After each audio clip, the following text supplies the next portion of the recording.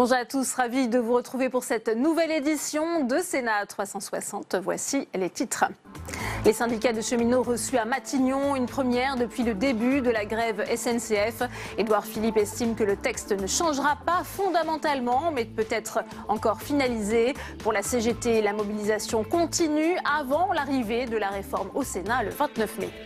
Et alors que les manifestations se multiplient, parfois émaillées de violence, la droite sénatoriale veut une nouvelle loi anti-casseurs. Elle avait été supprimée par François Mitterrand en 1981 et certains y voient une atteinte à la liberté de manifester. Le débat est à suivre. Il y a un an, Emmanuel Macron accédait au pouvoir. Quel bilan pour cette première année marquée par une frénésie de réformes? Si le chef de l'État résiste bien dans les sondages par rapport à ses prédécesseurs, son positionnement très à droite a fait de lui le président des riches. Le décryptage dans cette édition. Et je vous rappelle que vous pouvez réagir à tous nos débats sur Twitter avec le hashtag Sénat360. Pour nous accompagner cet après-midi, on retrouvera Saveria Rojac en direct du Sénat et Clément Perrault à Matignon. Le multiplex, c'est tout de suite.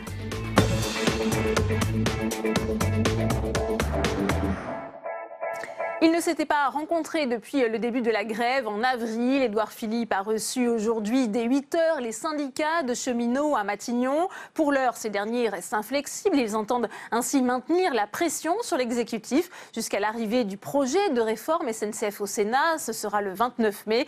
Ce matin, Édouard Philippe a dit qu'il y avait encore des marges de manœuvre. On écoute le Premier ministre. Respecter les cheminots, ça n'est pas faire semblant que tout va bien. Il faut regarder la situation de l'entreprise avec lucidité et elle n'est pas satisfaisante.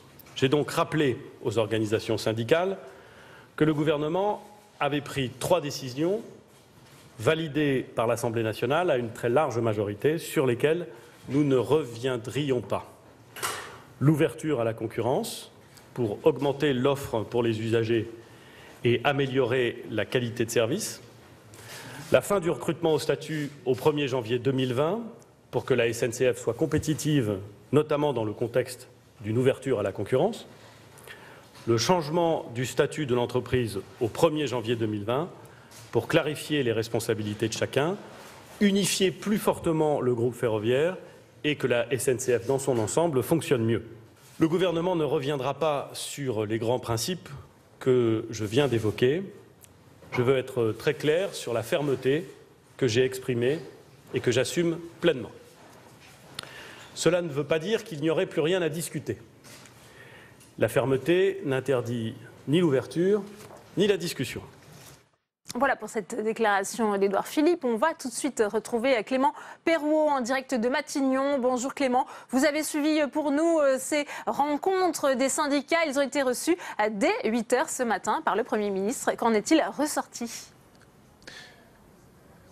Ouverture et fermeté, vous l'avez entendu, c'est la ligne d'Édouard Philippe, c'est la ligne du gouvernement dans ces discussions et c'est devenu un créneau désormais assez incontournable. Vous l'avez entendu, le Premier ministre reste inflexible sur 3 points essentiels, 3 piliers de cette réforme du rail. L'ouverture à la concurrence, la fin du recrutement au statut à partir de 2020 et la réorganisation de l'entreprise en profondeur. Alors Édouard Philippe a tout de même laissé la porte ouverte à des négociations, on va dire plutôt à la marge. Il a cité en exemple les modalités de transfert de salariés de la SNCF vers d'autres compagnies lorsque la mise en concurrence sera effective. Sur la question de la dette, Édouard Philippe dit que l'État s'engagera à une reprise substantielle à partir de 2020 sans donner de chiffres et ce jusqu'en 2022, année à laquelle la SNCF devra trouver l'équilibre selon Édouard Philippe. Alors depuis 8 h ce matin, au total 5 organisations syndicales se sont succédées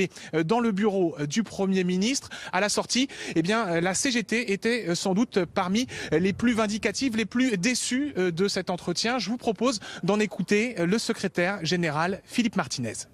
Nous avons fait part de nos désaccords sur le fond de la réforme et en même temps nous avons posé toute une série de questions sur la dette, l'entreprise et la convention collective et il me semble que le gouvernement, une nouvelle fois, n'a pas donné de réponse très claire ou en tout cas suffisante pour calmer les inquiétudes des cheminots. Vous le voyez, la CGT assez remontée à l'issue de cet entretien. C'était le cas également pour Force ouvrière et pour Sudrail. Par contre, l'UNSA et la CFDT, les deux autres organisations reçues, se sont montrées plus nuancées. Il faut savoir que le projet de loi va maintenant être examiné par le Sénat. Ce sera le 29 mai prochain et ces deux syndicats, donc l'UNSA et la CFDT, veulent proposer des amendements dans l'optique de ce passage devant le Sénat. Une quarantaine d'amendements dans le cas de la CFDT. À ce sujet, je vous propose d'en écouter le secrétaire général Laurent Berger. Sur la question des amendements sur la statut de l'entreprise, sur l'ouverture à la concurrence et la situation des cheminots, il y a des voies de passage en termes d'amendements. C'est ce qu'il nous a dit. La CFDT a déjà construit une quarantaine d'amendements pour discuter avec Madame la ministre des Transports et ses services. Le deuxième point, c'est qu'il y aura une reprise de la dette dont on ne nous a pas précisé aujourd'hui de quel niveau elle serait, qui s'accompagnera aussi d'investissements dans le ferroviaire. C'est un élément important.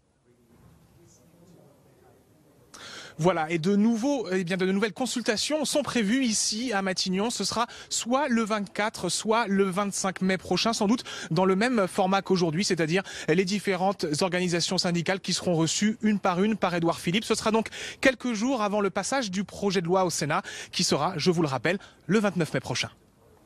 Merci à vous Clément pour toutes ces précisions et on vous retrouve tout au long de cette édition.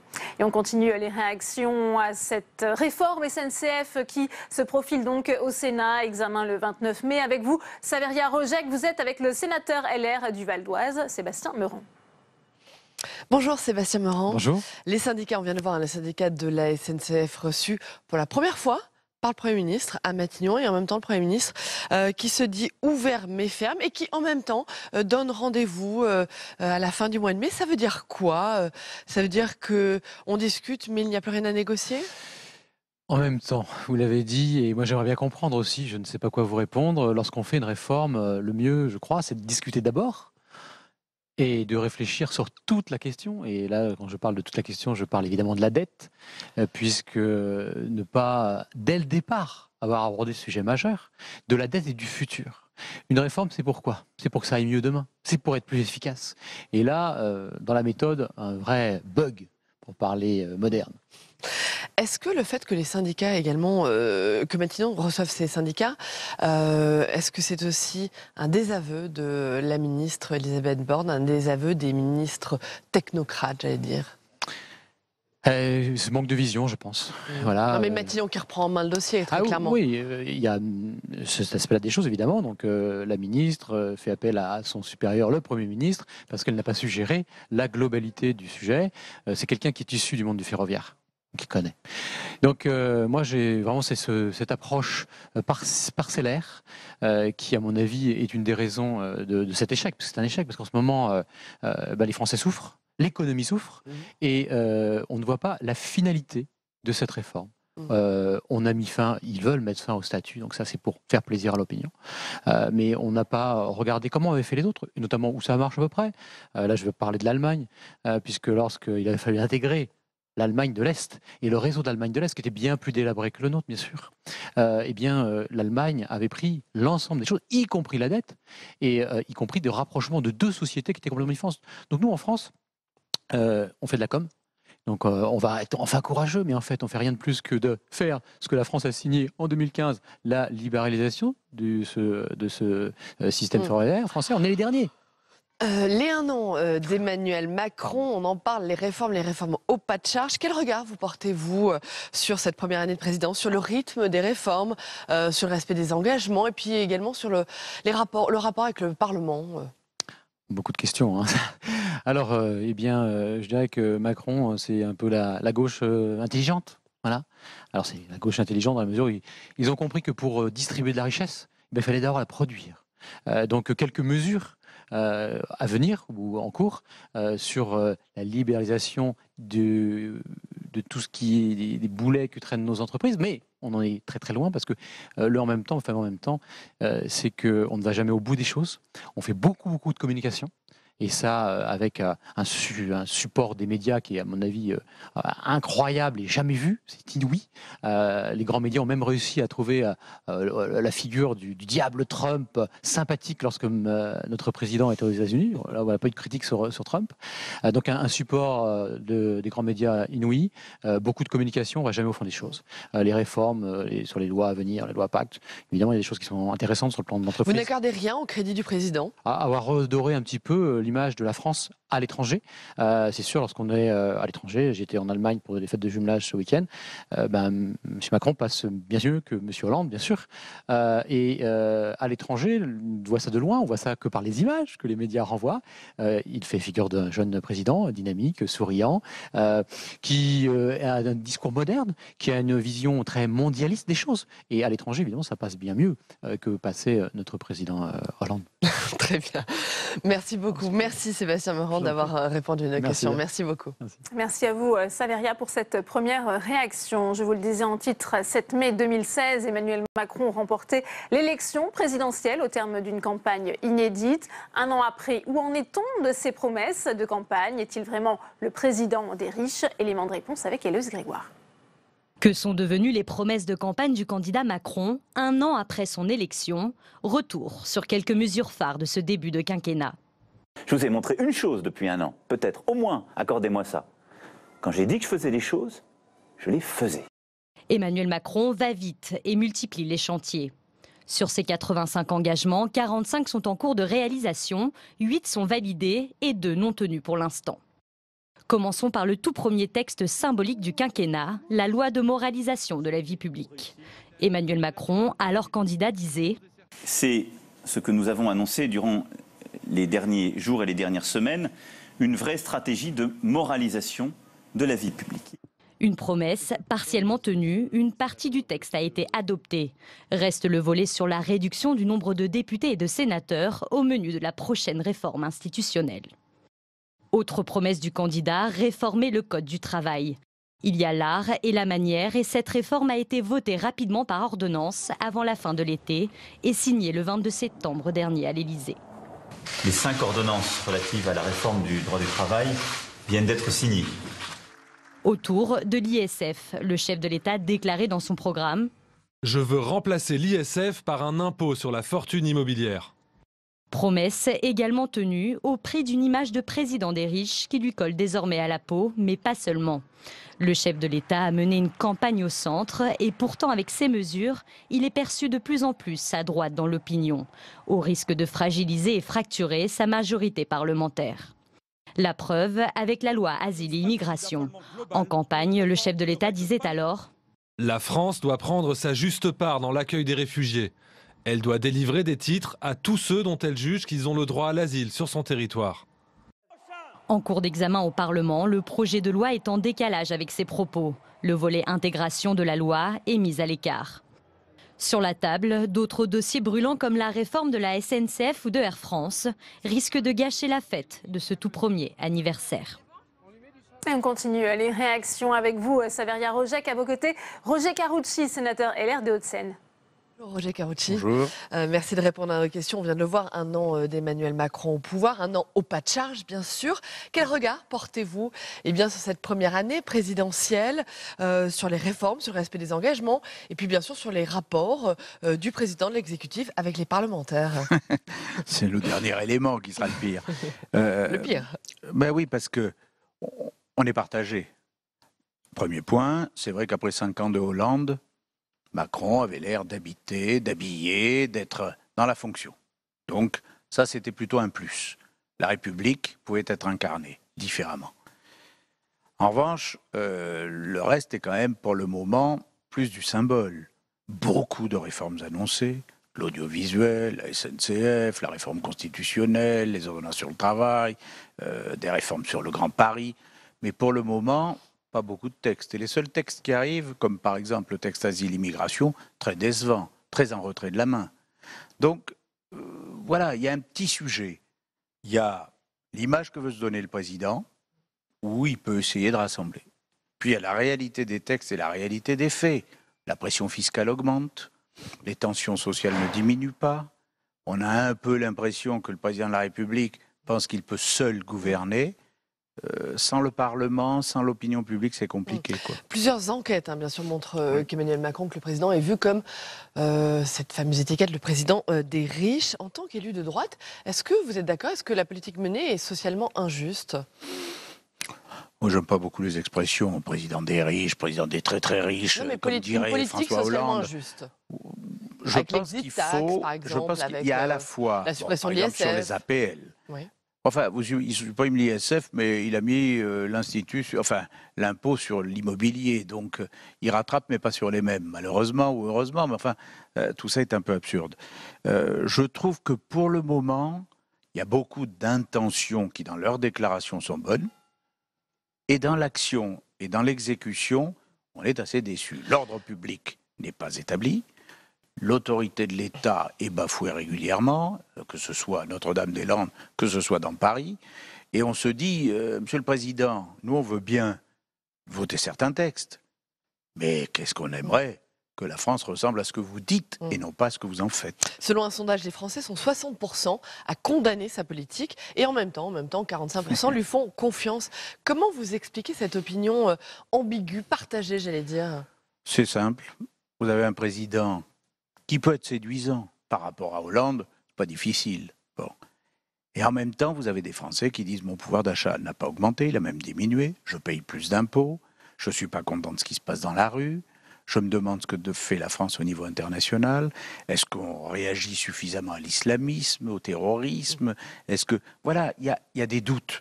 Alors les doutes, ils ne vont pas disparaître en quelques semaines, mais le président doit, à mon sens, s'appuyer davantage sur le Parlement plutôt que de vouloir le réduire pour que l'exécutif, le Parlement, les deux jambes et que l'État avance. Très bien, le message est passé. Merci beaucoup, merci Roger Carucci. Merci à vous, Saveria Rojek. Et dans ce contexte, alors que le gouvernement reconnaît que la baisse des APL était une mauvaise décision, Emmanuel Macron relance la polémique. Et dans un documentaire diffusé ce soir sur France 3, le chef de l'État estime que les défenseurs des APL, je cite, ne savent pas ce qu'est l'histoire. Nelson Jetten. C'est l'une des premières mesures du quinquennat à avoir fait polémique. L'été dernier, l'exécutif décide de baisser de 5 € les fameuses APL, les aides personnalisées au logement. Mais 9 mois plus tard, l'exécutif regrette. On a pris des décisions à l'été dernier qui étaient des mauvaises décisions, de réduire comme ça par un coup de rabot 5 € sur ce montant des APL. Ça va s'arrêter, ça n'ira pas plus loin. C'est une mauvaise politique et nous avons corrigé la chose. Nous avons lancé une réforme de fond sur le logement social, de fond, qui fait que demain, il n'y aura plus aucun perdant aux APL. Cette décision impactant 6,5 millions de ménages, dont 800 000 étudiants, avait notamment été fustigée par la France insoumise à l'Assemblée nationale. 5 €, c'est une somme qui permet de se nourrir pendant quelques jours pour beaucoup de personnes. J'ai fait les courses ce matin, monsieur le Premier ministre, elles sont là. Et voilà ce que vous supprimez tous les mois par les plus démunis. Le président Mélenchon vous le montre. Ce matin, la majorité se justifie en accusant le précédent gouvernement. On a dit que le coup de rabot, c'était une mauvaise décision. Mais on n'avait pas le choix, c'est-à-dire qu'on n'avait pas de quoi payer les APL de la fin de l'année. Donc évidemment qu'on a dû assumer une politique qui n'était pas décidée par nous. Dans un documentaire diffusé ce soir, le président de la République revient également sur cette mesure en critiquant ses opposants. Ceux qui pensent que le summum de la lutte, c'est les 50 € de l'APL, ces gens-là ne savent pas ce que c'est que l'histoire de notre pays. Selon un sondage, cette baisse des APL fait pourtant partie des 4 mesures ayant suscité le plus de mécontentement, un an après l'élection du président de la République.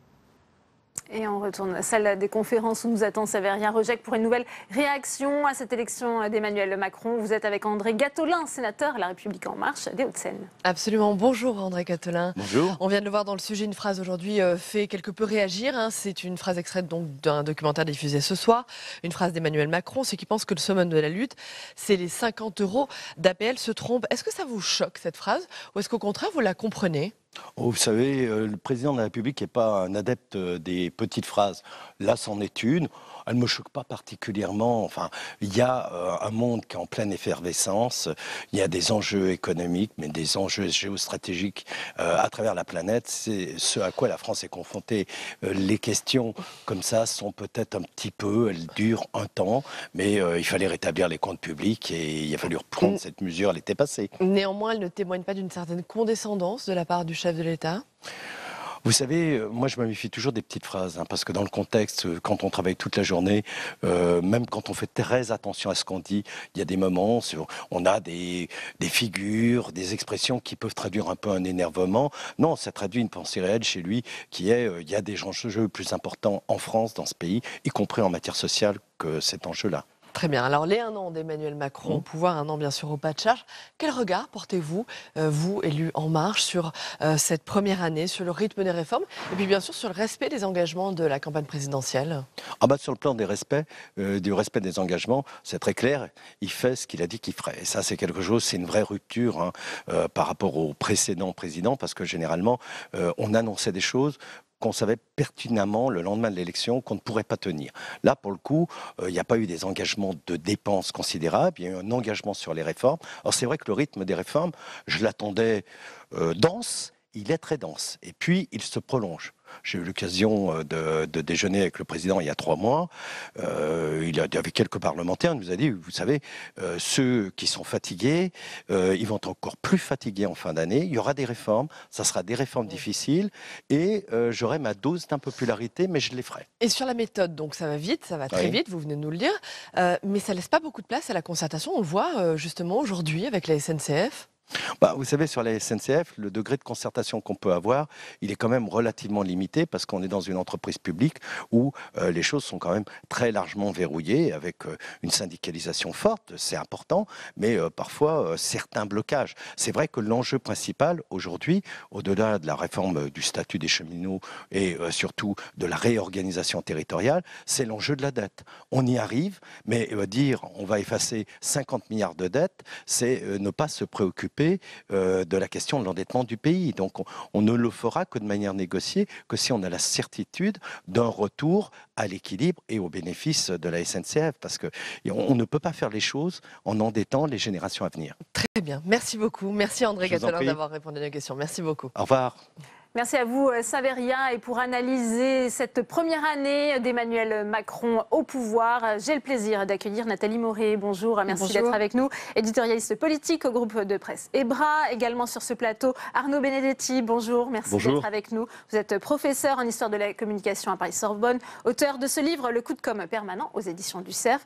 Éric Métou est également sur ce plateau. Bonjour, vous êtes le directeur adjoint de la rédaction de l'Express. Et enfin, Bruno Cotresse, merci d'être avec nous, politologue, chercheur au CNRS. Vous êtes membre par ailleurs du CEVIPOF. Première question pour vous, Nathalie Moré, puisqu'on a vu ce bilan dressé par Héloïse Grégoire de toutes ces promesses qui avaient été engagées pendant la campagne présidentielle. 85, il y en a 45 qui sont en cours. Est-ce qu'on peut dire aujourd'hui que la révolution Emmanuel Macron a eu lieu ?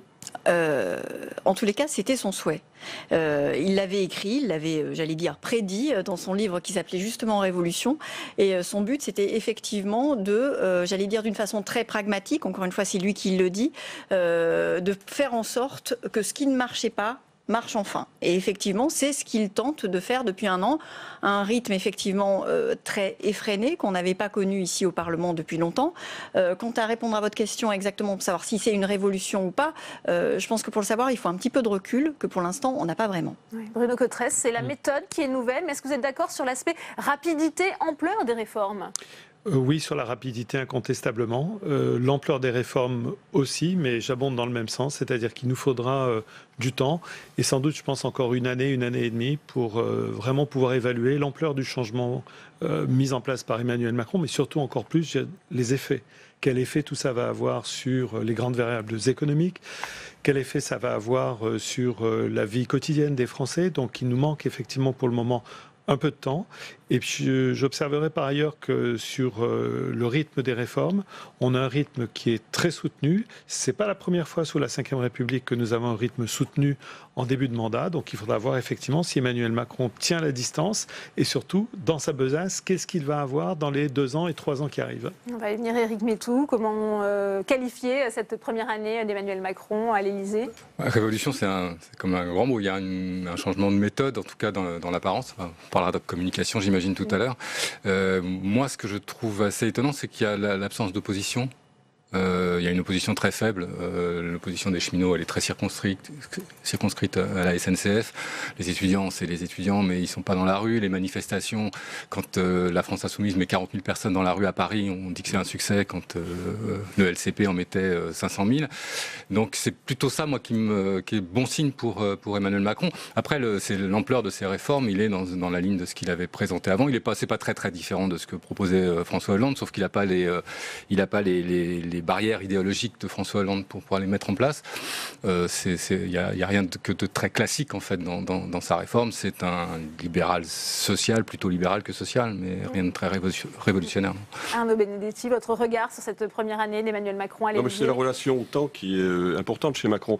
Il veut aller vite et il veut du temps. Il veut aller vite parce qu'il a théorisé cette idée qui repose sur le bon sens, c'est que finalement un quinquennat se gagne en termes de réformes dans la première année, voire dans les, disons, premiers 18 mois. Ça, je crois que c'est important. Mais en même temps, si je puis dire, il demande du temps pour être jugé. C'est-à-dire qu'il réintroduit la dimension temporelle, enfin en tout cas de manière pédagogique vis-à-vis de nos concitoyens, en leur disant « vous ne pourrez me juger qu'à partir d'un certain laps de temps ». Donc cette relation au temps chez Emmanuel Macron, elle est très importante et elle constitue, je pense, la clé de voûte aussi de son action politique sur la durée. Sur le fond, je suis assez d'accord. Il y a eu quand même des périodes dans des législatures précédentes où on a eu des rythmes de réformes qui étaient importants. Alors des réformes qui, pour certaines d'entre elles, étaient très contestées, comme d'ailleurs aujourd'hui. Mais souvenez-vous quand même de la première année du septennat de François Mitterrand. François Mitterrand s'est fait élire sur un programme qu'il a mis en application, en tout cas dans les 12 premiers mois. On a oublié quand même ce qu'avait été l'abolition de la peine de mort, ce qu'avaient été les grandes réformes sur la décentralisation, et j'en passe, et des meilleurs. Donc ce n'est pas quand même quelque chose de tout à fait nouveau. Et il y a quand même un storytelling chez Emmanuel Macron qui est très important, c'est de dire quand même que depuis 30 ans, la France n'a pas bougé. Or, on voit bien qu'aussi, si on regarde de près, la France a bougé en 30 ans, mais on construit une action politique sur cette idée qu'il y a eu un immobilisme pendant 30 ans. Nathalie Mouret, est-ce qu'il y a dans les réformes adoptées par le Parlement une qui vous paraît réellement emblématique de l'action d'Emmanuel Macron ? Il y en a plusieurs, je dirais. La première qui, à mon sens, est emblématique, c'est la loi confiance, puisqu'il est arrivé sur... Oui, c'est la première. Et puis surtout, il disait que moi, je suis un président différent. Je n'appartiens ni à la droite ni à la gauche. Enfin, en tous les cas, je suis sur un axe central et je n'appartiens pas à un parti politique. Donc, le fait que dès sa première réforme, enfin l'un des premiers textes, il fasse voter cette loi confiance qui établit une relation nouvelle entre la politique et les gens qui nous représentent et le peuple, je trouve que c'est effectivement assez emblématique. Et ensuite, la deuxième, qui est plus importante parce que plus impactante sur la vie des gens, c'est effectivement ce qu'on a appelé la loi travail, qui a été votée par ordonnance. Ça, c'est effectivement un des éléments clés de son quinquennat et de son début de quinquennat, en revanche. Bruno Cotresse ? Oui, pour moi, la réforme la plus emblématique, peut-être même la plus symbolique d'Emmanuel Macron, c'est la réforme de l'ISF. Au fond, l'idée de taxer le capital qui dort, de taxer la rente à partir du moment où elle ne serait qu'une rente entre guillemets de situation, de taxer donc le capital immobilier. C'est tout à fait symptomatique d'une vision qu'a Emmanuel Macron. Et quand on suit Emmanuel Macron depuis un petit moment, on voit que cette vision est là depuis au fond très longtemps. C'est l'idée de dire qu'il faut au fond une société d'entrepreneurs, qu'il faut que la France se remette au travail. La France décrite comme une sorte de gigantesque firme, comme de grands, on va dire, ateliers où il faut que le travail revienne. La Startup Nation, c'est ça ? Tout à fait, mais même au-delà de la question des startups, vraiment cette idée qu'il y a des verrous à faire sauter, qu'il y a des freins, qu'il y a des blocages. On retrouve la question de l'aspect du rapport au temps d'Emmanuel Macron. Le rapport au temps, c'est pour lui aussi la question de la fluidité, de la mobilité. C'est véritablement pour moi le cœur du cœur, et j'ai trouvé moi cette réforme extrêmement emblématique d'Emmanuel Macron. Éric Meytoux, c'est vrai qu'il se rend compte que c'est peut-être plus facile de libérer que de protéger. C'était justement les deux verbes qu'il avait mis en avant. Oui, il gouverne en même temps, mais enfin c'est vrai que jusqu'à présent, il gouverne plutôt en même temps à droite qu'à gauche. Donc, il manque la deuxième patte, mais les réformes emblématiques à venir, de Macron, elles sont à venir. C'est la réforme des retraites, et ça va être un sacré morceau. L'ISF, c'est une demi-réforme sur une loi dont tout le monde savait qu'elle était mauvaise et contre-productive. Enfin, on parlait de l'APL tout à l'heure, c'est la même chose. Là, je trouve qu'il est plutôt Il ne fait pas ce qu'il a dit qu'il ferait.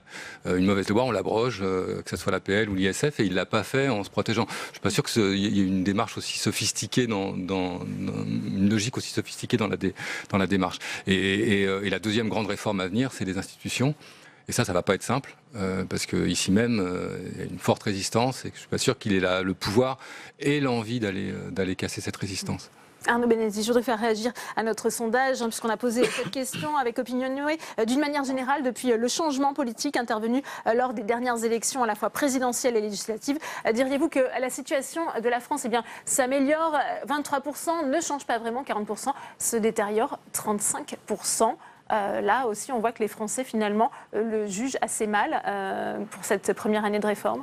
Oui, il le juge assez mal. Ceci dit, il faudrait certainement mettre ce sondage en rapport avec d'autres sondages qui ont été effectués sur d'autres présidents de la République au bout d'un an de mandat. Je ne suis pas sûr que Nicolas Sarkozy, mais enfin je parle sous l'autorité de Bruno Cotresse, que Nicolas Sarkozy ou que François Hollande aient bénéficié de sondages particulièrement positifs après 12 mois. Donc je crois qu'il faut être très, très prudent quant à l'interprétation de ce type de sondage. Moi, ce qui me marque en tout cas aujourd'hui, et ce qui me paraît important, c'est que il y a une espèce d'attente, d'expectative dans l'opinion. On est, vous savez, un peu sur une ligne de crête et on ne sait pas de quel côté ça peut basculer. Je crois que c'est ça qui aujourd'hui caractérise l'état de l'opinion publique quant à la politique conduite par Emmanuel Macron. Et puis, en effet, je crois que la grande force et la grande chance, vous l'avez dit, d'Emmanuel Macron, c'est qu'aujourd'hui, il bénéficie d'un paysage politique qui est balkanisé, où il n'y a pas d'opposition crédible, ou en tout cas qui soit susceptible d'être réellement considéré comme crédible pour contrebalancer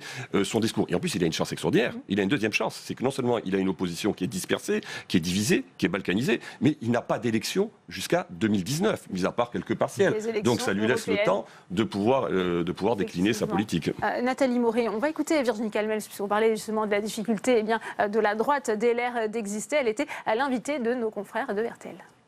On est à un an, c'est le 7 mai, c'est son anniversaire d'accession au pouvoir. Il y a d'autres anniversaires. Le 7 mai, il y avait aussi Jacques Chirac en 95 sur un slogan qui était la France pour tous. Avec Emmanuel Macron, on a l'impression qu'au contraire, c'est la France pour quelques-uns. Et donc on verra si il se maintiendra si longtemps. Moi, je trouve qu'il creuse beaucoup dans ses propos, dans sa façon d'agir. La France, il délaisse les territoires ruraux, il délaisse les retraités. Et puis c'est une vision très technocratique du pouvoir. Vous voyez, les APL ou les 80 km/h, tout ça nous montre que la technocratie n'a jamais autant repris le pouvoir que sous Emmanuel Macron. Et moi, je crois que ça n'augure pas de bons résultats pour la France. Nathalie Mauret, on vient d'entendre Virginie Calmels, ils sont quand même un petit peu gênés à droite avec le positionnement libéral d'Emmanuel Macron, ce qui les rend inaudibles. En fait, si on regarde ce que fait Emmanuel Macron depuis un an, c'est pas si éloigné que du programme des 4 candidats à la primaire de droite en 2016. Donc on voit bien que quand on s'attaque à la technocratie et quand on parle des 80 km/h, c'est que fondamentalement, on n'a rien à dire d'autre. Sur la loi travail, ils sont parfaitement d'accord, même si sans doute ils seraient allés plus loin puisque eux voulaient abroger les 35 heures. Mais fondamentalement, ils auraient fait à peu près la même chose. Donc on voit bien, d'ailleurs, je peux parler peut-être sous votre contrôle, mais l'électorat de droite, notamment celui de François Fillon, est largement acquis à la cause d'Emmanuel Macron. Donc effectivement, il se trouve là, l'opposition LR, en tous les cas, dans un moment où ils ont non seulement du mal à s'exprimer, mais on le voit dans les sondages. Ils n'existent pas. C'est d'ailleurs ce que voulait Emmanuel Macron en nommant un Premier ministre de droite. C'est un positionnement stratégique ou est-ce que ce sont les vraies convictions libérales d'Emmanuel Macron qui s'expriment selon vous? Je pense que ce sont ses vraies convictions parce qu'encore une fois, quand on le suit, quand on le lit depuis un moment, on voit qu'il y a une très grande continuité entre ce qu'Emmanuel Macron a dit au fond au printemps 2016, avant même la création de En Marche, et puis aujourd'hui son action et puis sa campagne. C'est un libéral effectivement incontestable du point de vue de l'économie. Pour revenir sur effectivement la question très très importante qui est est-ce qu'il y a un espace politique que ce libéralisme d'Emmanuel Macron d'une certaine manière, à préempter. Oui, c'est clair. On voit que dans l'opinion aujourd'hui, on a 3 blocs. On a 1/5 des Français qui sont subjugués par Emmanuel Macron. Les mots qu'ils utilisent lorsqu'ils sont positifs vis-à-vis d'Emmanuel Macron sont des mots qui ressortent vraiment de la fonction charismatique du président de la République. Ce sont vraiment la question du charisme d'Emmanuel Macron qui porte les jugements positifs.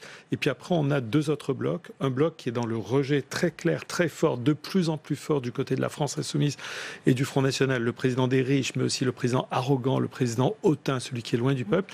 Et on a effectivement de l'ordre de 35 à 40% de Français qui sont hésitants, avec une tendance à être de moins en moins bienveillants. Et cela, on les trouve notamment dans l'électorat de la gauche qui a voté Macron au premier tour ou alors au deuxième tour et qui aujourd'hui considère qu'il a avec Emmanuel Macron un président trop à droite, trop libéral. Donc c'est sûr qu'il a préempté très clairement un espace qui est celui du centre droit, à ce point qu'on peut se demander d'une certaine manière si Emmanuel Macron, c'est pas une sorte de nouveau Giscard d'Estaing pour la droite centriste et modérée, on va dire. Donc il y a là vraiment pour moi une des données fondamentales de l'évolution de son mandat. On a beaucoup de choses à dire sur ce bilan de cette première année du quinquennat. Je voudrais aussi qu'on aborde bien son rapport au pouvoir. J'en parlais, il y a ce documentaire diffusé ce soir sur France 3 où il revient justement sur la conception de la fonction présidentielle. On écoute Emmanuel Macron. Moi, je considère que dans ma fonction, il y a d'aimer la France et les Françaises et les Français, comme ils sont, et ce qui est mon cas. Mais il ne faut pas chercher de l'amour en retour.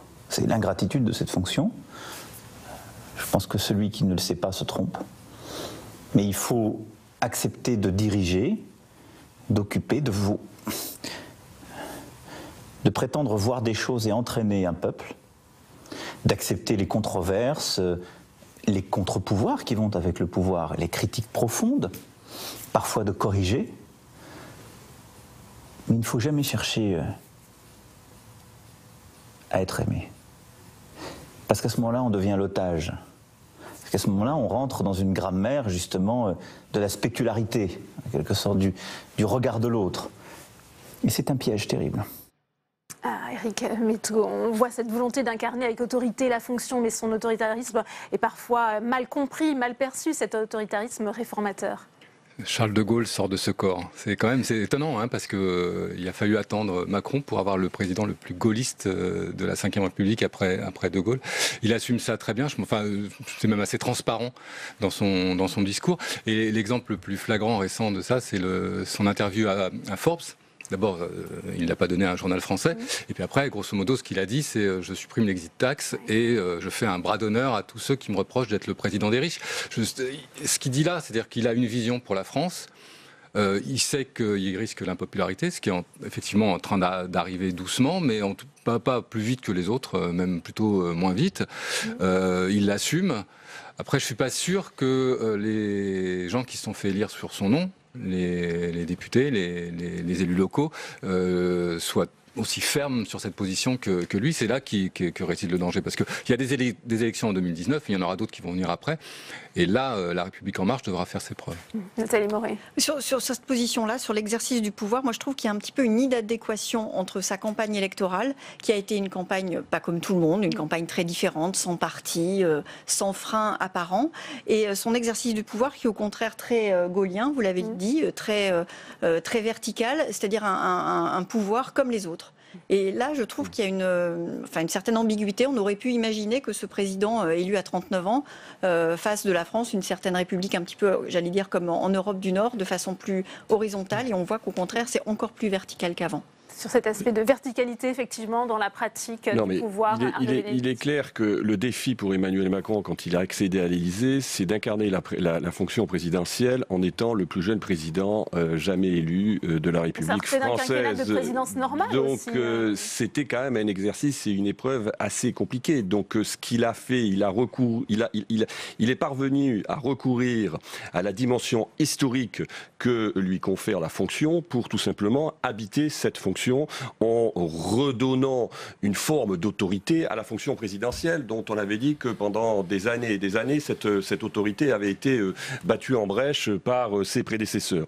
Donc de ce point de vue, sa communication politique, en tout cas, a plutôt assez bien réussi. Alors, il y a eu d'autres présidents de la République qui ont eu une tradition, qui sans être gaullistes, ont eu une dimension très monarchique. Je pense à François Mitterrand, qui quand même de la même manière, exprimait, mais il exprimait aussi une forme de verticalité, certes peut-être un peu plus florentine qu'Emmanuel Macron, mais quand même le pouvoir l'incarnait aussi. Il ne faut pas chercher à être aimé, on est dans le prince de Machiavel. Il y a une vraie nature autoritaire chez Emmanuel Macron. Sa nature est autoritaire, mais il veut vraisemblablement aujourd'hui réincarner la fonction présidentielle que jusqu'à présent, dont il considère que ses prédécesseurs n'ont pas réussi à l'incarner. Il faut quand même se rappeler que son prédécesseur, c'était François Hollande. Donc voilà. Il joue un peu du contraste.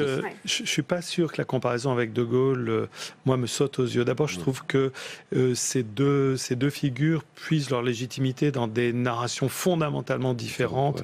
On ne peut pas comparer la narration du général de Gaulle, qui est le héros de deux des événements les plus considérables du XXe siècle, la Deuxième Guerre mondiale, la décolonisation.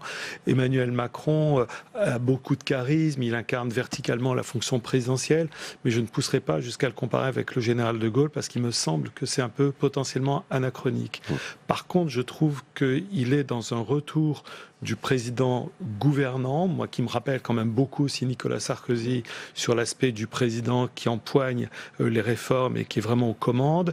Il me rappelle par certains aspects quand même beaucoup Valéry Giscard d'Estaing. Quand on relit Giscard, aujourd'hui, il y a des passages entiers que Emmanuel Macron pourrait reprendre à son compte. Et je ne le rangerai pas dans la même catégorie, effectivement, que Mitterrand-De Gaulle. De Gaulle, Mitterrand, on disait le sphinx, etc. Donc, il avait cette espèce de capacité à incarner le mystère du pouvoir. Emmanuel Macron, du point de vue de sa capacité à incarner le mystère du pouvoir, je ne suis pas sûr qu'on soit là. On voit bien qu'il souhaiterait faire ça, mais il n'est pas du tout mystérieux. Tous les 2 jours, il fait une déclaration, une interview, où il retourne les cartes, il nous montre qui il est très clairement. Donc on n'est pas vraiment dans le mystère du pouvoir avec lui. Que ferait De Gaulle de Twitter? Nathalie Moret, est-ce qu'il gouverne aussi seul, peut-être trop seul? On entendait Roger Carucci estimer bien qu'il gouvernait sans le Parlement. En fait, ça, c'est à la limite, j'allais dire, consubstantiel de ce qu'il est. C'est un électron libre, j'allais dire, il est arrivé là sans parti, etc. On voit bien qu'effectivement, le pouvoir, il est concentré à l'Élysée. Même si effectivement, je trouve que le tandem avec Édouard Philippe fonctionne de mieux en mieux. En tous les cas, et l'un et l'autre ont pris leur marque.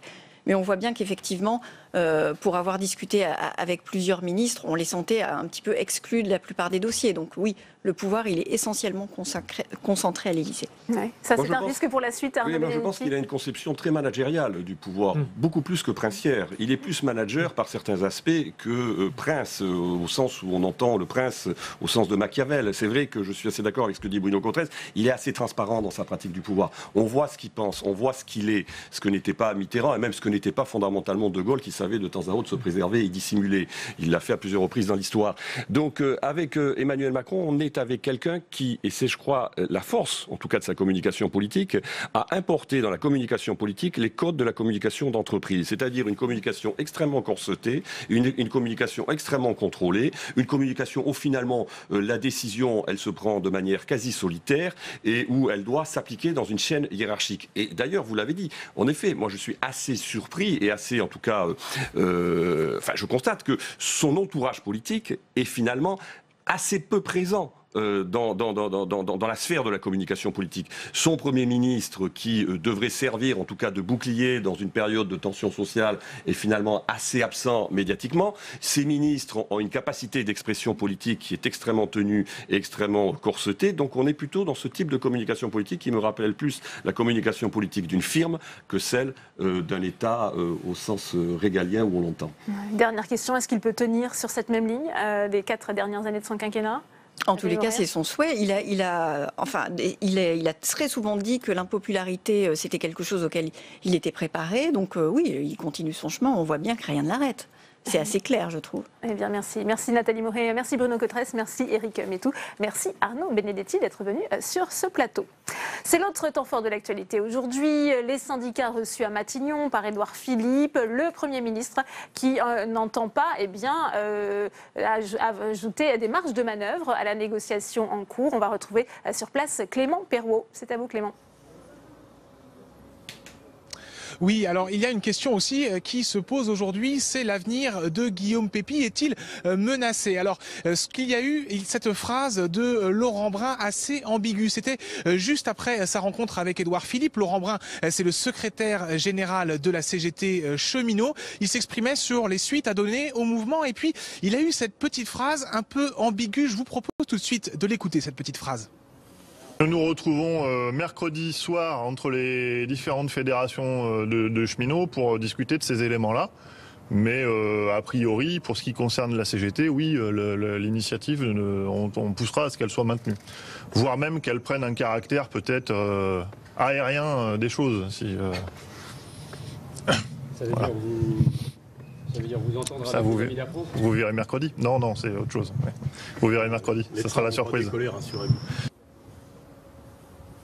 Vous avez entendu un caractère aérien. Alors si on essaie un petit peu de décrypter, c'est sans doute une allusion à la crise à Air France. Pour rappel, il y a eu à Air France un référendum consultatif qui a été organisé sur un plan de redressement. Les salariés ont rejeté ce plan de redressement et ça a entraîné la démission du PDG Jean-Marc Janaillac. Alors est-ce une façon pour la CGT de demander également pour la SNCF une consultation du même type? Est-ce une façon indirecte de demander la tête de Guillaume Pepy? En tout cas, ces façons de faire n'ont pas vraiment plu à tous les autres syndicats qui ont été reçus aujourd'hui ici et notamment à la CFDT. Je vous propose d'écouter Laurent Berger, le secrétaire général de la CFDT. Il a réagi à notre micro à cette petite phrase de Laurent Blanc. Écoutez. Moi, je ne suis pas dans cette logique de dégommer les uns ou les autres pour faire croire que les travailleurs auraient obtenu un succès. Et si on prend le cas d'Air France, le départ de M. Janaillac n'est en rien un résultat qui va apporter du concret aux travailleurs d'Air France. Donc, soit on se place dans un combat politique, et dans ce cas, on veut des trophées, soit on se passe dans un combat social, ce qui est mon cas, et dans ce cas, on veut des résultats pour les travailleurs, qu'ils soient d'Air France ou de la SNCF. Ambiance entre les syndicats qui, vous le voyez, n'arrivent pas vraiment groupés. En tout cas, la prochaine réunion intersyndicale devait avoir lieu demain soir. Elle a été repoussée à mercredi 17h. S'il est un point, cela dit, sur lequel les syndicats sont tous unanimes, c'est sur la poursuite du mouvement de grève. Merci à vous Clément et on va continuer d'analyser ces rencontres entre Édouard Philippe et les syndicats avec Éric Meyer, secrétaire fédéral du syndicat Sudrail. Il est notre invité et il répond aux questions de Tam Tranui. Le face-à-face, c'est tout de suite.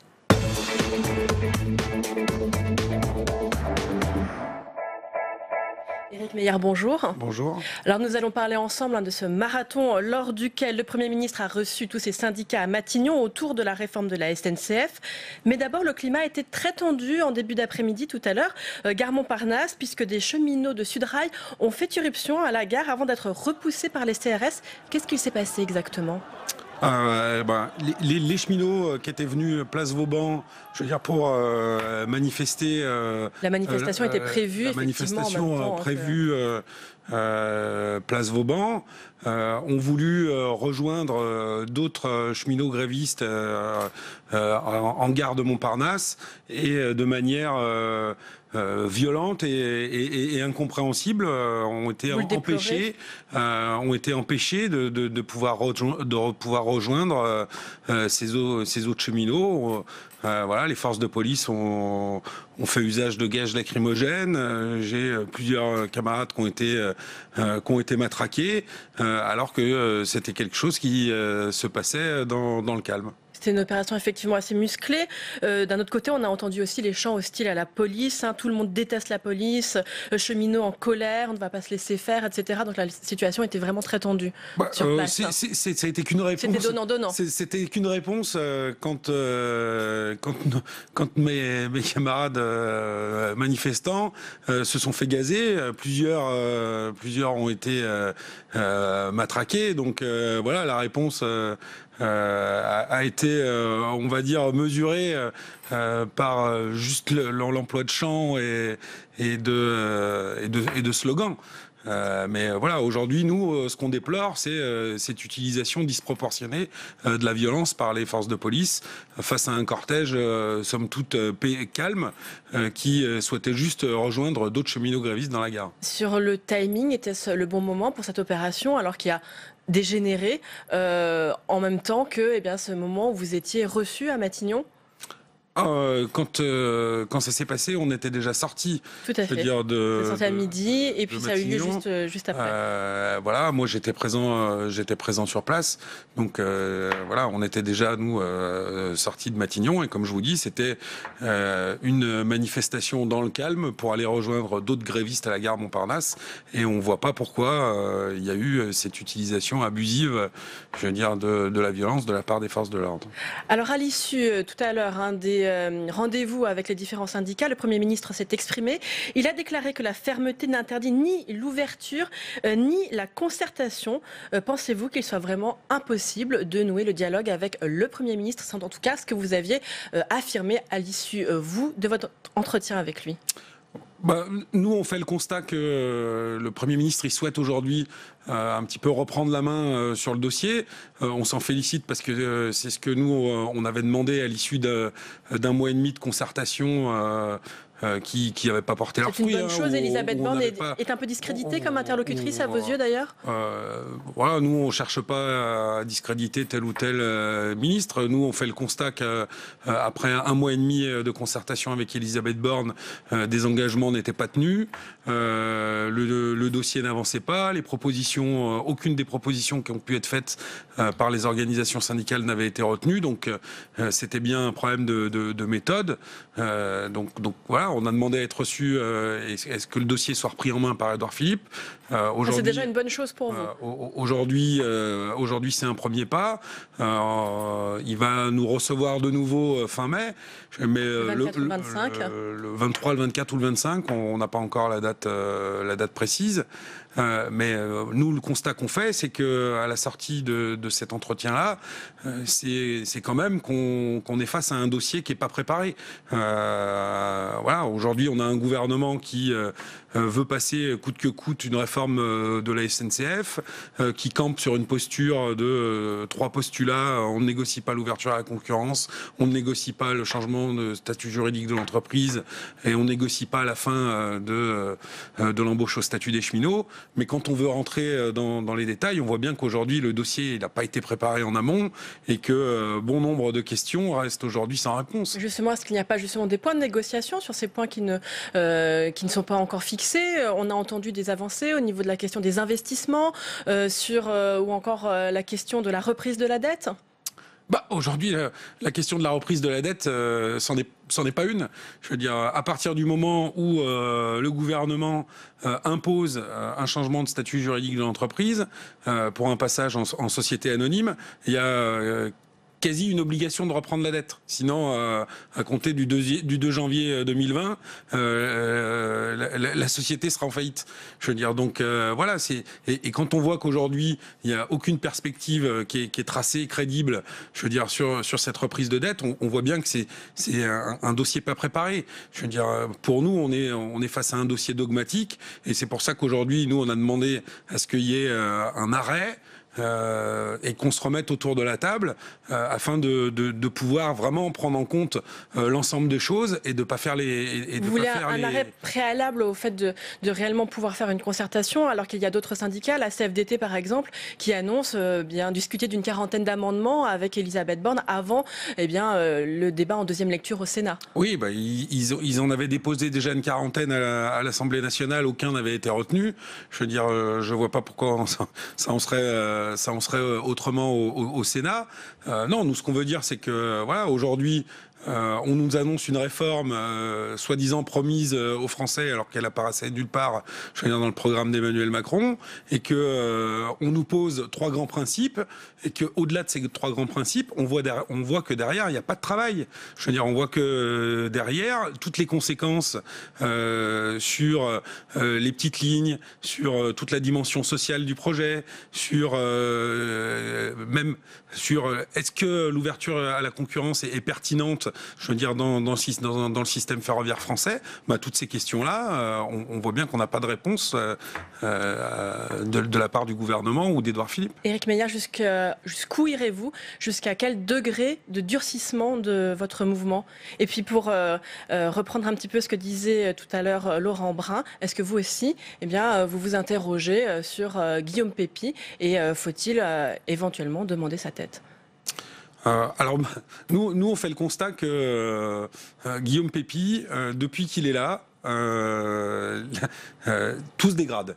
Je veux dire, le dialogue social dans l'entreprise se dégrade, les conditions de travail se dégradent, la qualité de service rendue aux usagers se dégrade, et on est dans une phase de segmentation de l'entreprise qui va à l'inverse, apparemment, des objectifs qui sont fixés par le gouvernement d'une réunification de l'entreprise afin qu'elle soit plus efficace. Donc vous en tirez les conséquences? Nous, ça fait déjà plusieurs années qu'on demande le départ de Guillaume Pépi, parce que ça a été un des principal promoteur de la réforme de 2014, parce qu'on a déjà eu une réforme de la SNCF en 2014, réforme qui aujourd'hui, tout le monde en fait le constat, est un échec complet. Depuis 2014, la dette de la SNCF a explosé. Depuis 2014, la qualité de service s'est dégradée. Depuis 2014, il n'y a pas eu d'augmentation salariale à la SNCF.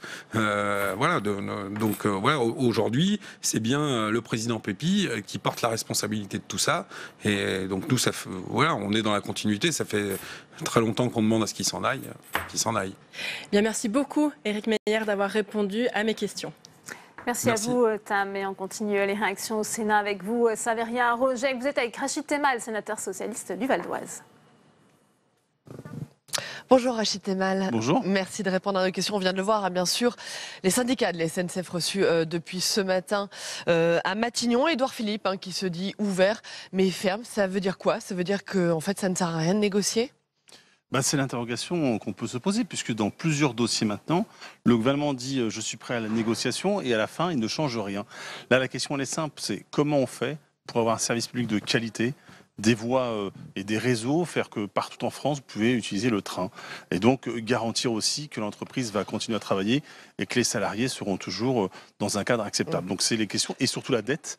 Voilà, c'est les questions qui sont sur la table, et à cela, nous n'avons jamais de réponse sérieuse et concrète. Et le fait que ce soit Matignon qui, pour la première fois, reçoive les syndicats et non plus Elisabeth Borne, alors même si elle est bien sûr présente aux côtés d'Édouard Philippe, c'est un désaveu pour la ministre des Transports? Ce qui est clair, c'est qu'aujourd'hui, il y a beaucoup de grognes dans notre pays. D'ailleurs, les Français le disent, puisque pour 70% d'entre eux, c'est un gouvernement qui a une politique injuste et inégalitaire. On voit bien que là, maintenant, ça fait beaucoup de secteurs qui contestent la politique qui est menée. Et je pense que le Premier ministre a voulu faire un exemple et montrer qu'effectivement, maintenant, il monte au front et il monte en première ligne. Rachid Temal, l'autre sujet aujourd'hui, nous sommes le 7 mai 2018, c'est les 1 an d'Emmanuel Macron au pouvoir. Quel regard vous portez sur cette première année de présidence, sur le rythme des réformes, sur le respect des engagements, sur les rapports avec le Parlement? D'abord, il y a 1 an, j'ai voté au second tour, comme beaucoup de Français. Après avoir voté Benoît Hamon au premier tour, j'ai voté au second tour pour Emmanuel Macron. Et 1 an après, je constate qu'il y a quelques semaines, et ce sera bientôt au Sénat, la loi Asile et Migration, le Front National donne un satisfecit à ce texte-là. Je suis extrêmement choqué par cette approche-là. Et puis sur le reste, je pense que ce qui peut résumer cette première année, c'est inégalité. Inégalité. Encore une fois, pour les uns, on supprime l'ISF, la flat tax, dorénavant l'exit tax, donc beaucoup pour les plus riches, et puis pour tous les autres, les étudiants, les retraités, les fonctionnaires, les salariés du privé, c'est très dur, très inégalitaire, et le porte-monnaie voit la différence 1 an après. Rachid Temal, vous n'accordez aucun crédit à l'action d'Emmanuel Macron et du gouvernement depuis 1 an? Aucun bon point? Je vais vous donner un bon point. les 12 enfants par classe en CP, c'est une bonne chose.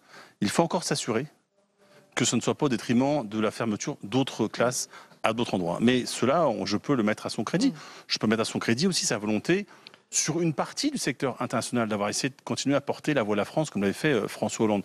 Mais sur ce secteur-là, vous pouvez noter aussi également que Trump, qui encore il y a 2 jours portait des propos extrêmement choquants, blessants, injurieux, le président public n'a toujours pas réagi à ces propos-là. Justement, précisément, vous déplorez qu'Emmanuel Macron ne soit pas encore exprimé très clairement sur les propos de Donald Trump.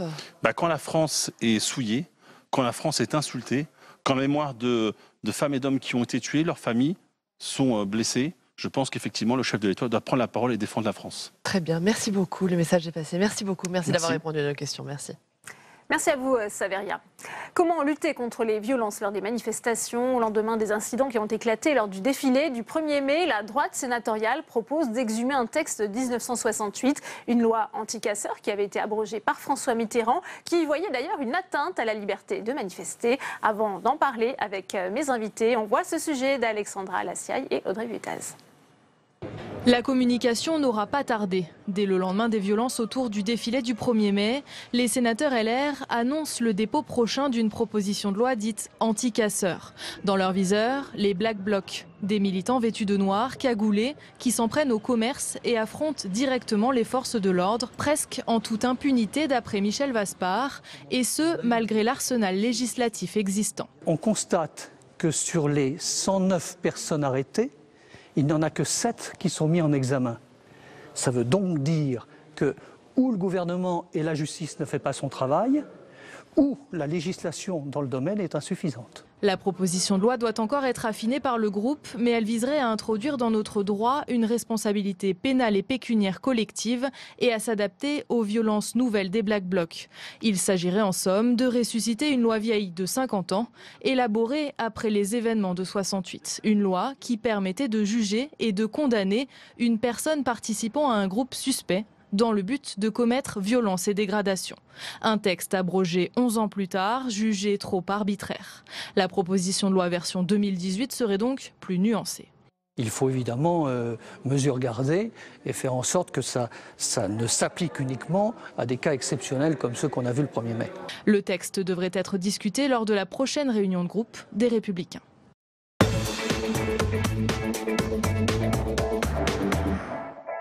Et on ouvre le débat dans Sénat 360 avec mes invités sur ce plateau. Laurence Blison, bonjour, merci d'être avec nous. Vous êtes secrétaire générale du syndicat de la magistrature. J'accueille également sur ce plateau Jérôme Bascher, bonjour. Vous êtes sénateur LR de l'Oise. Également sur ce plateau Emmanuel Grégoire, bonjour. Vous êtes secrétaire national du Parti socialiste en charge de la mobilisation citoyenne et de la communication. Vous êtes par ailleurs adjoint à la mairie de Paris en charge du budget.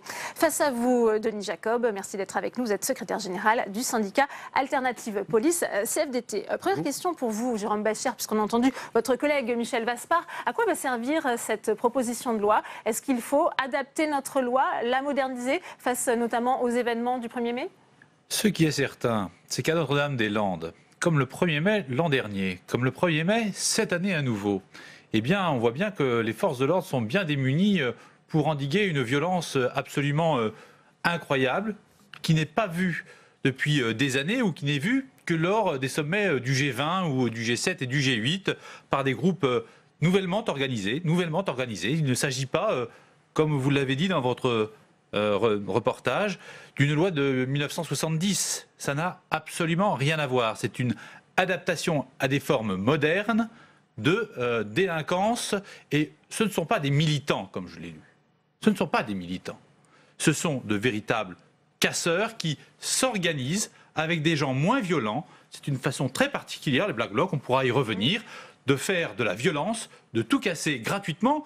Et quand on s'intéresse au profil des gardés à vue, ce ne sont pas des jeunes militants, ce sont aussi des cadres, ce sont aussi des gens qui viennent là uniquement pour casser, pour leur idée militante. Il y a donc là un vrai problème.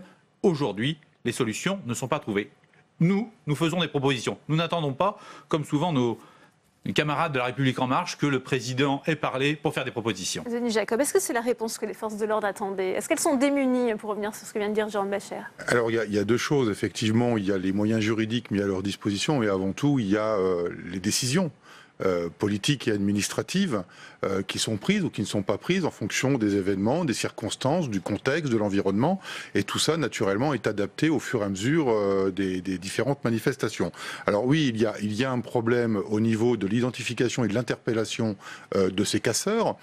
Aujourd'hui, on a une loi qui n'est pas la loi de 70, mais celle de 2010, qui concerne l'interdiction de dissimuler le visage dans un espace public. C'est une contravention. Alors, il faudra qu'on m'explique comment un policier, au sein d'une manifestation particulièrement violente, va aller dire « Excusez-moi monsieur, je vais vous mettre une contravention à 35 €, 22 € s'il la paye dans les 3 jours ou 75 € s'il la paye pas. » Mais bon, je veux dire, on fait une contravention et puis après, il s'en va, il recommence. Donc il faut véritablement adapter cette loi dans un cadre très particulier qu'est la manifestation de rue. Et la loi doit donc transformer cette contravention en un acte délictuel. Emmanuel Grégoire, puisqu'on revenait sur les problèmes aussi des critiques qui ont été faites au préfet de police de Paris. Est-ce qu'on aurait pu éviter ces incidents? Est-ce qu'il faut justement une nouvelle loi pour empêcher que de tels incidents surgissent de nouveau? Alors la meilleure façon de les empêcher, c'est que les gens ne les commettent pas, ces exactions. Il est vraiment qu'il n'y ait pas d'ambiguïté là-dessus. La condamnation est, je crois, unanime de ce type d'agissement. Mais pour revenir à ce qui nous occupe, je ne crois pas que la PPL soit une réponse. D'abord parce qu'elle va se heurter à des obstacles juridiques majeurs, du principe de l'individualisation des peines, une jurisprudence constante du Conseil constitutionnel qui s'appuie lui-même sur la Déclaration des droits de l'homme et du citoyen. On ne peut pas condamner sur un principe général de participation à un groupe. Et je ne crois pas du tout que ce soit dans la faiblesse de l'arsenal juridique qu'il y a un manque aujourd'hui. D'ailleurs, la preuve, les chambres de comparution immédiate ont tourné à plein régime mercredi, jeudi, vendredi. Le sujet, c'est l'appréhension, l'identification de ces fauteurs de troubles. Et donc, en la matière, je crois que c'est en partie un problème de moyens. Je rappelle, il y a eu 276 interpellations, environ 109 gardés à vue. Voilà, et beaucoup, enfin, vous évoquez le nombre de mises en examen, mais si, il y a eu des comparutions immédiates aussi, de façon très importante, mercredi, jeudi, vendredi. Il y a des comptes rendus d'audience extrêmement précis qui disent deux choses. Un, c'est le caractère assez atypique des profils. Il y a des gens qui, effectivement, manifestement prennent plaisir à casser sans qu'il y ait un fondement idéologique extrêmement clair dans cet engagement. Mais la deuxième chose, c'est quand même que la justice dispose, ainsi que la police, de moyens de prévention et d'identification. Pourquoi? Parce que, on le voit bien, les services de renseignement avait plutôt alerté très efficacement sur le risque. On fait face à un contexte assez exceptionnel parce que on voit bien que les rangs des Black Blocs ont été nourris par des gens qui venaient de pays étrangers. Et je ne crois pas que ce soit la PPL qui répondra à ça, mais je crois qu'en la matière, la préfecture de police et les autres services de police sur le reste du territoire qui sont concernés sur la prévention et le traitement de ce type de mouvement devraient disposer de moyens préalables de traitement des informations des services de renseignement plus efficace. Pour prendre un parallèle qui n'est pas aussi précis, mais c'est juste les hooligans dans les stades de foot. Ça a été un sac de nœuds terrible, mais on a réussi et c'est la prévention qui l'a permis de façon très efficace. Alors Laurence Blisson, est-ce qu'aujourd'hui, ces casseurs peuvent tout casser en toute impunité? C'est ce qu'on a pu entendre. Alors la responsabilité de la justice dans ce cas-là, ça n'est pas finalement de prendre les personnes qui ont été nassées puis interpellées par les services de police et pour tous de les passer en comparution immédiate et de les juger sur aucun élément. C'est au contraire d'individualiser très clairement et de savoir si on peut imputer à une personne un fait. En réalité, la loi anti-casseurs qui avait été abrogée, elle est revenue et elle est présente dans notre droit puisqu'en mars 2010, il a été adopté une loi qui non seulement interdit le fait d'être cagoulé dans l'espace public, ça interdit aussi le fait de participer sciemment à un groupement, même temporaire, en vue de commettre des violences volontaires ou des dégradations. C'est un article qui pose un vrai problème de constitutionnalité. C'est une brèche dans le droit pénal qui conduit à ce que des personnes passent en comparution immédiate avec une probabilité de condamnation alors même que les éléments sont extrêmement ténus contre eux. Et ça, c'est un problème dans une démocratie. Je crois qu'il y a une deuxième... Donc évidemment, au syndicat de la magistrature, on est profondément hostile à l'idée de cette responsabilité collective. Le Conseil constitutionnel ne le laisserait pas passer de toute façon. Donc je crois que là, on est dans de la gesticulation politique. L'autre chose, c'est que l'autre risque pour nous, c'est de prendre appui sur ce qui s'est passé, notamment sur le régime des hooligans et sur les interdictions administratives individuelles préventives.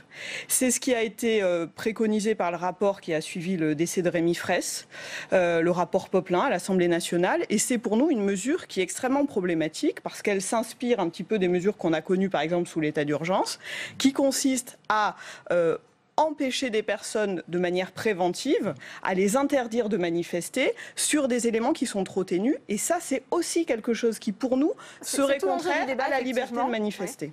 Est-ce qu'aujourd'hui, ça peut être une atteinte à la liberté de manifester, cette proposition de loi ? Alors, justement, tout le sujet que nous voyons, c'est que la liberté de manifester, elle est assurée aujourd'hui par les forces de l'ordre. Il faut quand même dire les choses, et je tiens à leur rendre hommage, particulièrement aujourd'hui, après les nombreux affrontements qu'ils ont à connaître. Et d'ailleurs, vous savez qu'il y a une enquête, un rapport d'enquête du Sénat, à l'initiative du groupe Les Républicains, sur l'état des forces de l'ordre après autant de temps en état d'urgence. Elles sont épuisées, elles sont exténuées. Et on leur met en face d'eux des gens qui sont armés non pas aujourd'hui pour casser simplement, mais pour faire la guerre. Quand vous parlez de Sivens, moi je veux bien qu'on parle de Sivens, mais à Sivens, les armes utilisées n'étaient pas des simples cocktails Molotov, par exemple. Ce sont des pipes, c'est-à-dire des armes de guerre, ce qui était utilisé comme explosif lors de la guerre avec l'IRA. Voilà des choses qu'il faut dire. On n'est plus sur de la petite violence sympathique. On n'est pas sur le mouvement de gentils étudiants qui viennent. Non, on est là vers des gens qui viennent casser, tuer du policier. Tuer du policier. C'est dit clairement lorsque l'on observe et lorsque l'on se renseigne proprement sur la mouvance anarcho-gauchiste qui est celle qui sous-tend les Black Blocs.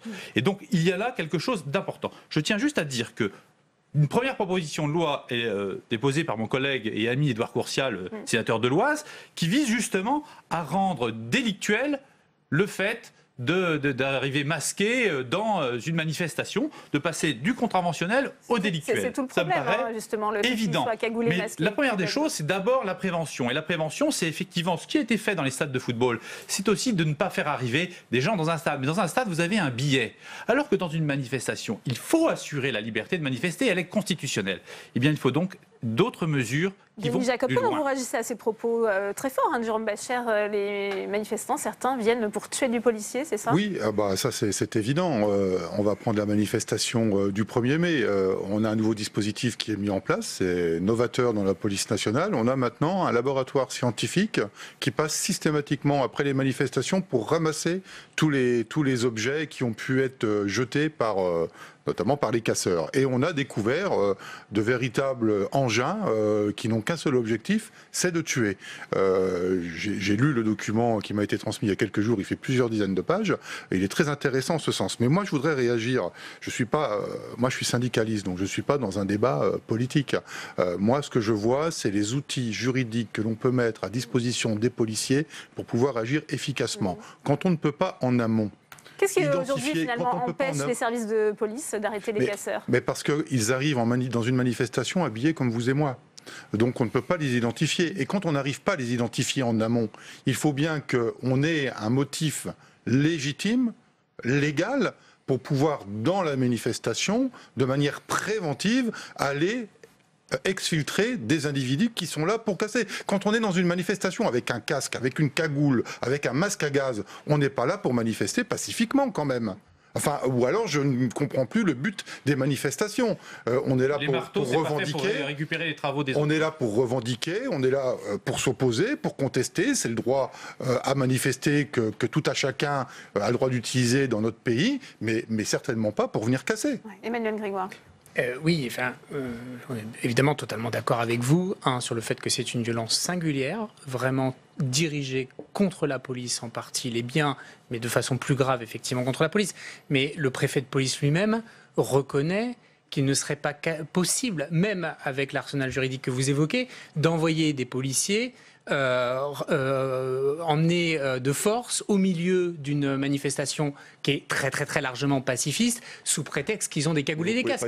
Mais bien sûr que si, le préfet de police il le dit, vous n'envoyez pas des forces au milieu de manifestants pacifistes pour les appréhender. Mais monsieur, jusqu'aux manifestations contre la loi travail, donc il y a 1 an et demi, on était infiltrés dans les cortèges pour les exfiltrer, justement. Aujourd'hui, mais comme on provoque, puisque c'est la réputation que la police a quand elle intervient, comme on provoque, aujourd'hui les instructions ont été données pour que les policiers ne soient plus dans le cortège, mais sur les abords du cortège. D'accord, ça n'a rien à voir avec nos sujets. Je parle des policiers en investigation. 1200 Black Blocs infiltrés dans une manifestation pacifique, le préfet de police, pas moi qui le dis, c'est lui, il dit de toute façon, nous n'intervenons pas au milieu des manifestants pacifiques. Ça crée des risques de sécurité beaucoup trop forts. Donc en fait, ils se mettent en protection de biens dès qu'ils le peuvent et en nombre, parce que vous savez très bien, et il le dit lui aussi, on ne peut pas protéger individuellement chaque bâtiment ou chaque bien public pour une raison simple, c'est que vous mettez 6 ou 7 policiers, ça en fait une cible privilégiée, et il n'est pas question d'exposer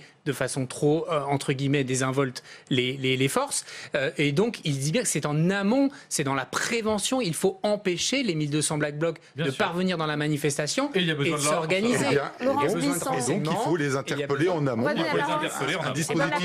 Laurence Blisson, est-ce qu'aujourd'hui, on pourrait voir une remise en cause du droit de se rassembler, de se réunir, de manifester avec ce texte? Je crois d'abord qu'on l'a connu, là, depuis un peu plus de 2 ans, des mises en cause très sérieuses du droit de manifester, pendant l'état d'urgence notamment, qui était à la fois en utilisant ce texte et en dévoyant clairement ce texte, c'est ce qu'a fait le précédent gouvernement, et puis aussi par des pratiques policières qui faisaient que, en réalité, c'est bien l'ensemble du cortège qui a été visé par des pratiques de NAS, des pratiques qui sont d'ailleurs contestées notamment par le défenseur des droits, par l'utilisation d'un certain nombre de gaz lacrymogènes. Et je crois que quand on entend dire que, par exemple, si on va en manifestation en étant détenteur soit d'un casque, soit de lunettes, c'est manifestement le signe qu'on est un casseur, qu'on a commis quelque chose. C'est une grave erreur que de dire ça. Je crois que les manifestants connaissent... Je manifeste, j'y vais pas avec un casque, moi, madame. Oui, ben, moi je peux vous dire qu'en tant que manifestant, je n'y vais pas avec un casque. Néanmoins, j'ai été dans des cortèges dans lesquels on a des cortèges qui sont gazés alors qu'il n'y a pas du tout dans l'immédiateté de situations complexes. J'étais encore au 1er mai l'autre jour. Donc simplement pour vous dire que on ne peut pas en tout cas imputer à des personnes sur la base de la possession d'un casque, sur la base de la possession de liquide qui sert à juste supporter ensuite la lacrymo, le fait d'être un casseur, d'être un black bloc, etc. Par ailleurs, il y a vraiment une vigilance à avoir dans une société démocratique sur tout ce qui relève de l'anticipation. C'est-à-dire que là, on peut très bien parler de manière générale des black blocs, etc., et puis dire il faudrait les arrêter en amont, il faudrait les empêcher, etc. Quand on en arrive à la situation individuelle, sur quelle base est-ce qu'on s'appuie pour interdire à une personne, et on est dans l'espace public, donc on ne lui interdit pas de rentrer dans un lieu, on va l'interdire d'être dans une zone, etc. Sur quelle base on s'appuie pour cela? Et là, il y a un vrai risque qu'à un moment, on utilise, comme ça a été fait pendant l'état d'urgence avec toutes les dérives qu'on a connues, les informations, les notes blanches des services de renseignement qui posent un vrai problème de capacité à se défendre face à ces éléments-là. Et donc, il y a un risque qu'à un moment, ce soit le droit de manifester qui soit... Finalement, ne s'interdit pas de dissoudre certaines associations. Si c'était le cas, alors c'est toujours amusant parce qu'on dissout toujours un peu l'extrême droite. Il y a raison de certaines associations et on ne peut pas dissoudre les Black Blocs car c'est une structure, on dit, amorphe. C'est-à-dire qu'il n'y a pas de chef, il n'y a pas de structure organisée, et il y a donc, quand vous avez 1200 Black Blocs, vous n'avez pas 1200 casseurs. Je voudrais bien qu'on fasse une différence, parce que c'est un peu fin. Si on était sûr qu'il y avait 1200 casseurs, on envoie la troupe. Mais ce n'est pas ça le sujet. C'est que dans les 1200, vous avez des gens, notamment ceux qui sont au premier rang, là, qui manifestent avec des drapeaux. Ceux-là, ce qu'on appelle des clones.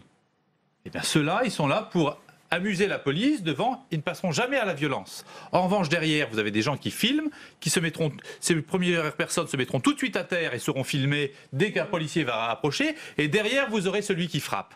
C'est organisé comme cela, ce sont des groupes différents qui se tolèrent et ce n'est pas une structure organisée. Voilà la réalité des Black Blocs. Denis Jacob, et ce sera le mot de la fin avec vous. Il faut dissoudre justement ces associations pour éviter que ces incidents se reproduisent. Je pense que toutes les mesures qui sont bonnes pour éviter d'avoir ce type de rassemblement de casseurs est toujours intéressant à étudier et à prendre en compte. Je voudrais juste réagir sur tout ce qui vient d'être dit. Premièrement, sur les Black Blocs, c'est pas miné par une grande majorité de personnes étrangères, comme vous l'avez dit. Sur les 1200, 30 à 50 ont identifié, donc c'est quand même très minoritaire. Et la deuxième chose, parce que je profite d'être présent sur ce plateau pour le dire, nous avons saisi le ministre de l'Intérieur justement pour revoir cette loi de 2010 sur la dissimulation du visage sur un espace public, premièrement, mais également demander de nouveaux moyens, non létaux, je précise, qui permettent a posteriori, dans le cadre notamment d'enquêtes judiciaires, de pouvoir identifier ces casseurs par des marquages indélébiles visuels ou olfactifs,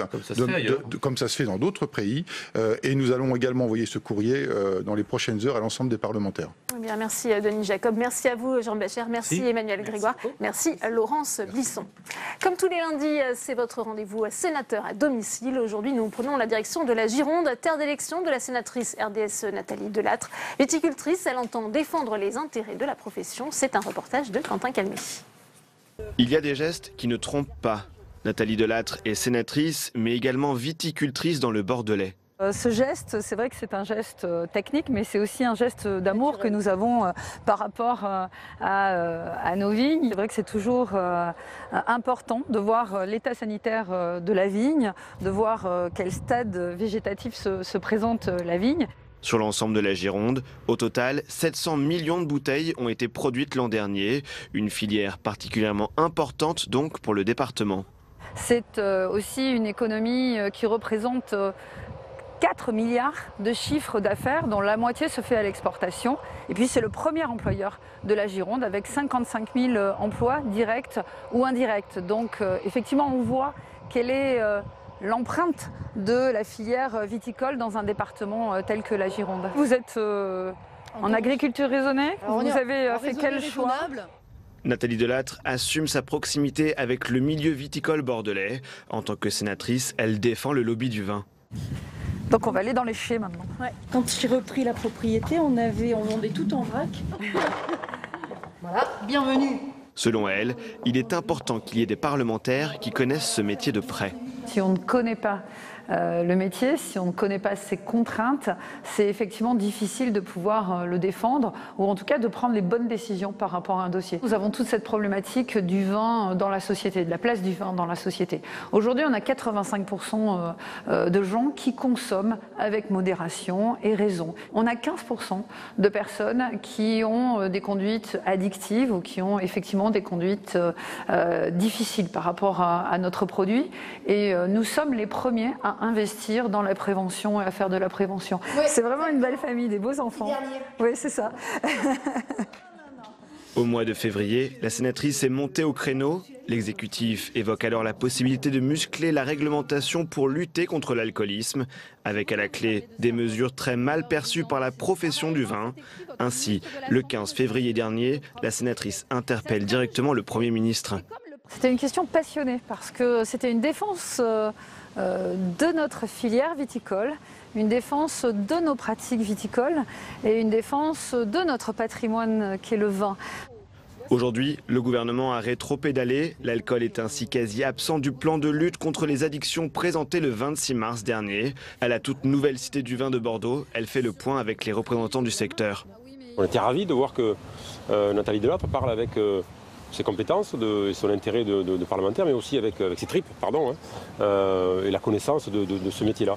Parce que la ministre de la Santé avait eu des mots qui étaient surprenants pour les acteurs du vin que nous sommes, ou des citoyens français que nous sommes, lorsque l'on dit que le vin est un alcool comme les autres, ou que la consommation d'alcool est dangereuse dès le premier verre. Ça heurte et ça percute notre façon de vivre et la façon de vivre de beaucoup de Français. Vous avez gagné un combat, votre lobby a été plus fort que d'autres. Alors, La seule version du mot lobby qui me dérange, c'est qu'effectivement, c'est un mot anglais. Mais sinon, effectivement, je suis dans la défense des filières économiques. Ici, en Gironde, c'est quand même le premier employeur de la Gironde. Comme l'a rappelé Hervé tout à l'heure, c'est le deuxième poste de la balance commerciale de la France. Prochaine étape, pour l'élu de Gironde, porter d'importantes mesures de soutien à la filière lors du prochain examen des lois de finances, notamment pour préserver l'aspect familial de la succession des exploitations. Un dossier où, là encore, la sénatrice entend bien hausser le ton face au gouvernement. Et Nathalie Delatte nous a rejoint sur ce plateau. Bonjour, merci d'être avec nous. On vient de voir ce reportage de Quentin Calmet. Quand vous avez été élue sénatrice, vous attendiez à voir ce combat à mener. On va vous entendre dans l'hémicycle dans quelques instants. Alors ce combat, je le voyais mené par Gérard César, qui était mon prédécesseur ici au Sénat. Mais c'est vrai que je ne le pensais pas aussi difficile. C'est vrai que quand j'ai pris la parole face à la ministre de la Santé, j'ai eu à recevoir ensuite des lettres d'insultes, de menaces, de lobby anti-alcool. Alors c'est vrai que quand on ne vit pas en direct, on n'a pas l'impression que c'est aussi difficile de défendre une filière économique, mais ça l'est, effectivement. Alors justement, on va peut-être vous réentendre, puisque c'était en février 2018, lors de la séance de questions d'actualité au gouvernement.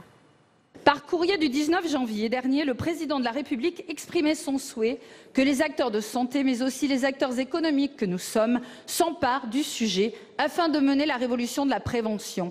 Pourtant, parallèlement à cet écrit, votre ministre de la Santé ne cesse de jeter l'opprobre sur nos têtes. Sa stratégie nationale de santé souhaite passer d'une politique de prévention des risques à une politique de prévention de toute consommation d'alcool. Allez-vous reconnaître l'existence d'une consommation responsable ou souhaitez-vous suivre votre ministre de la Santé qui veut faire de la France le pays de la prohibition ? Le pays de la prohibition, c'était quand même un petit peu fort, non, dans votre bouche, ce terme ? Oui, mais le message que l'on a reçu de la ministre de la Santé était très fort pour nous, viticulteurs. C'est vrai que j'ai souvent l'habitude de prendre cette métaphore, c'est-à-dire que quand il y a une victime de la route, en France, on n'arrête pas la production, la chaîne de production automobile. Et là, effectivement, nous savons qu'il y a certaines personnes qui ont des conduites addictives, qui ont des problèmes avec l'alcool.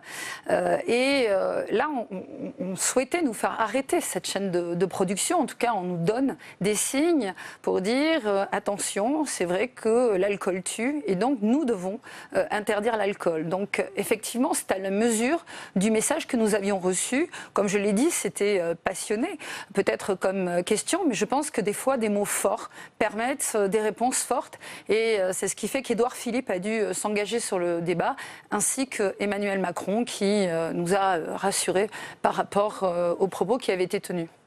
Car pour vous, le vin, ce n'est pas un alcool comme les autres, on ne peut pas dire ça.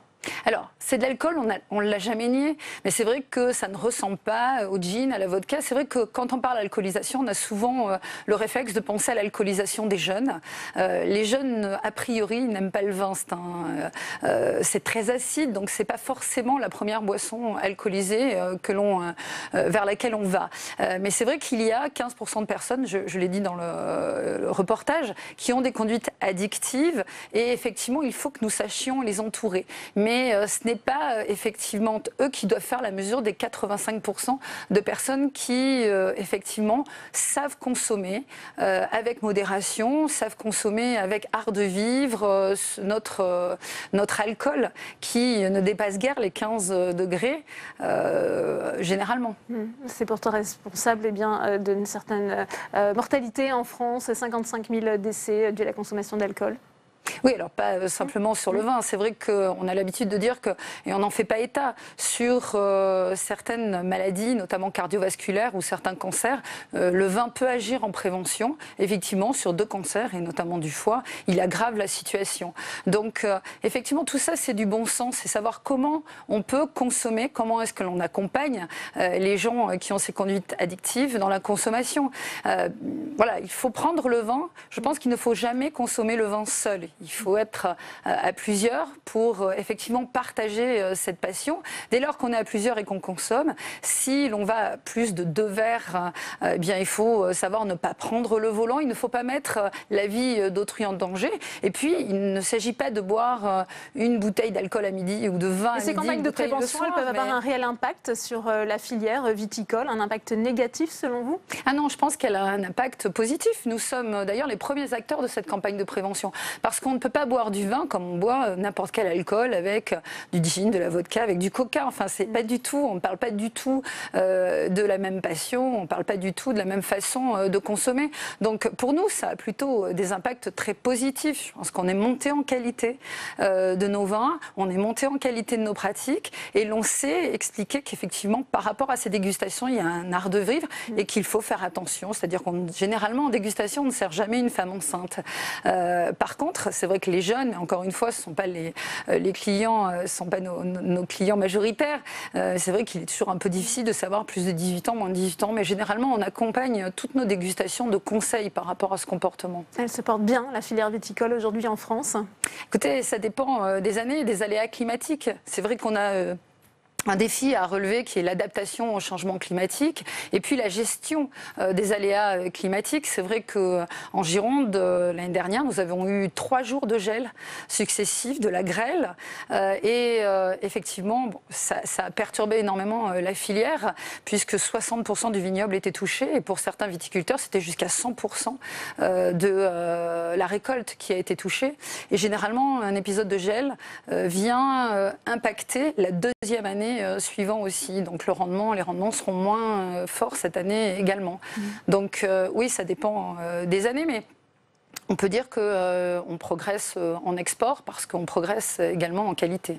Prochain combat, on l'a entendu dans le reportage de Corentin Calmet, ça sera aussi la question de la transmission des propriétés viticoles. C'est important aussi? C'est très important parce que c'est un modèle économique qu'il faut sauvegarder. En tout cas, il faut que l'on sache de la part du gouvernement s'il souhaite sauvegarder le patrimoine familial, la transmission de nos propriétés familiales, l'agriculture familiale, ou bien si effectivement, il y a quelques années, 90% du terroir, en tout cas des propriétés, étaient familiales. Aujourd'hui, c'est 55% des propriétés qui sont familiales. Le reste a été cédé à des fonds de pension américains qui font simplement de la gestion financière ou des assurances. Donc on est loin du modèle agricole idéal.